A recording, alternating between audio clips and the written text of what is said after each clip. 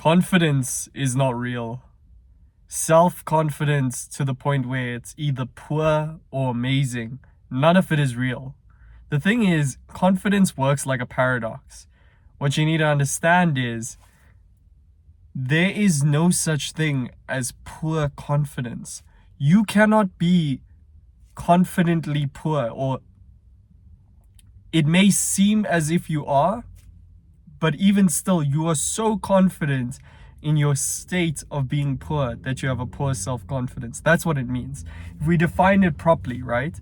If someone believes they are lesser than anything else around them, than everything else around them, what they're communicating is that they are so confident that this is the truth.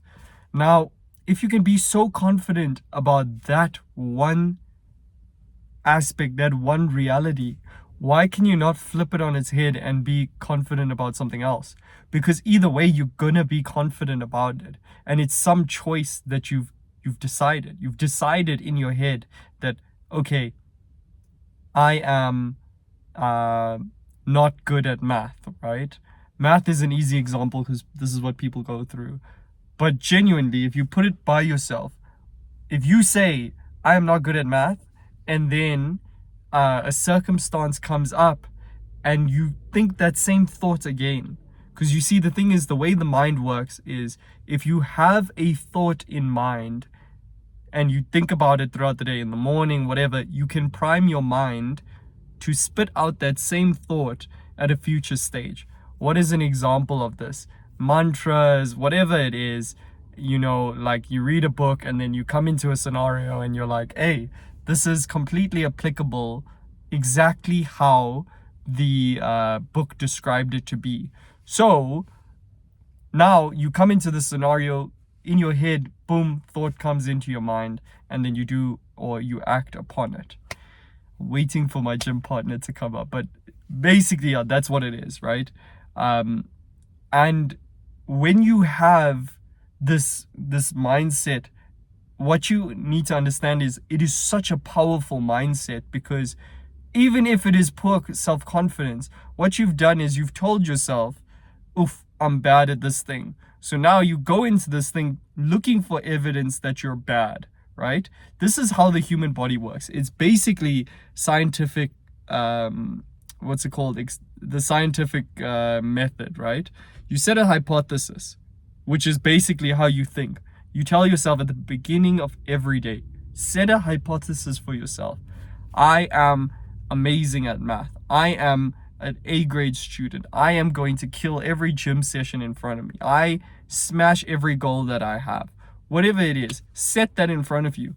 And then you will be met with hardship. You'll be met with, whoa. Like, I'm pushing my weights at my max. Like, is this my max? And then you say, no, I set new records in the gym every day. That was your thing when you woke up. So now you go in and you get to that situation and you got that positive thought in your like inventory, and then you just like basically, all right, like you react with it. You say, oh, okay, yeah, that's right. I smash my gym records, and then you go and you do more. That's what it is. It's not that you just say this and then magically everything appears.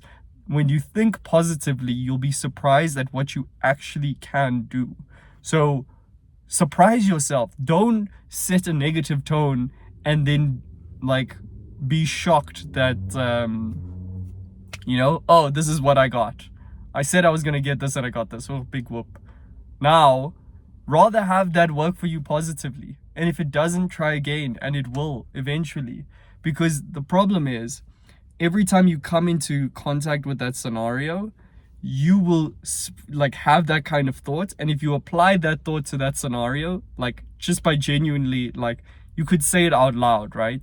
For example, it's you're receiving some kind of money, or I don't know you're writing a maths test. And you're inside the test, you're met with a hard problem, and you say, no, I am good at math. You remind yourself that I am good at math. Now, because you reminded yourself that you are good at math, you build that little morale in that topic.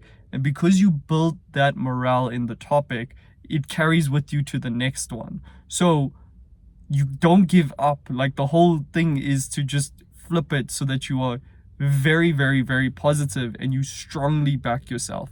So I myself, let's say, like, every gym session I have is amazing. It gives me more energy than it does in terms of how much effort I spend.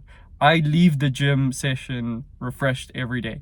Even if you don't feel that way, you tell yourself that. And then the thought pattern will happen. The next time you go without even putting in effort, that thought will come to mind. And the powerful part of that is these words, these thoughts, when they pop into your mind, they create the feeling, because in your imagination, you're like, hey, yeah, it's refreshing, right? The thought went by. But in reality, your central nervous system, it doesn't know the difference between your imagination and reality. So the imagination is basically being communicated to, oh, I'm feeling more energized after the gym. And then it has to react as if that is the case. So I need to go now. My gym partner's here. But understand that confidence isn't real. It's basically like, you can't be poorly self-confident. You can't have bad self-confidence. You're always 100% confident about A or B. And when you apply this kind of thinking, just flip it in your head. Even if it is a little bit delusional, flip it in your head, because when you do, all your goals will become easy. Why? Because you said it is. You said it is. And the thing is, it's not that everything becomes easier. It's that your mind forgets how to be a victim. It forgets it forgets that limits were ever a thing. And then it realizes that, okay, there's really no such thing as a limit. So you can do more weight, you can do more reps, you can do more exercises without actually doing much more effort. So think of it like that. That's the power of this kind of thinking. And I hope you understand that confidence is always on. It's a powerful 0 or 100 thing. And you just got to point the direction. It's like a little beam that you can shine, and it will obliterate everything in its way, or it will turn everything that you imagine to be true. And then you just got to point it in the correct direction. So if you point it in the direction of being, let's say I'm positive, I get everything that I want, or, I hit PBs in the gym, I get every goal that I want, I get all the attention I want, whatever it is, right? That's what self-confidence is. It's basically delusionally believing several things before, without any actual context. Confidence, someone walks into a room confidently, they're walking into a room without any reason to feel like, like anything is holding them back. They're walking to a brand new room, and people notice that because other people walk into a room differently. They walk into a room feeling like, I need to behave a certain way because XYZ person. But as soon as another person walks in and they don't have those conditions, that's when someone's like, oh shit, that person is confident. So understand that you create your own limitations. Whatever you're pointing this beam at, and whatever you decide is going to block you, is going to block you. And that is basically the whole key to confidence, is literally letting go of all the things that limit you, by understanding that those limitations are put in there by you, because everything that you're thinking against yourself is going to be shown to you, because you're telling your mind, look for this thing. The mind is basically like a search algorithm. You can say, oh wow, there's beautiful flowers today. Every time you go and look past a pathway or whatever, you're going to see flowers for the rest of the day, because it's in your awareness. So if you say something positive, it's going to be in your awareness. So you're going to scenarios being positive. That's why good moods last, and that's why bad moods last. That's why they spiral, and that's why they take long to flip. So all you need to know is basically just remove all the limitations, be positive, and whatever you choose will be shown to you, because your entire mind is just this massive search engine that's going to spit out things and pull things in your reality and shine a light on it and say, see, I told you were smart. See, I told you did well at gym. See, I told you killed this YouTube video. See, I told you, whatever it is, all of these things are going to come back to you. Peace.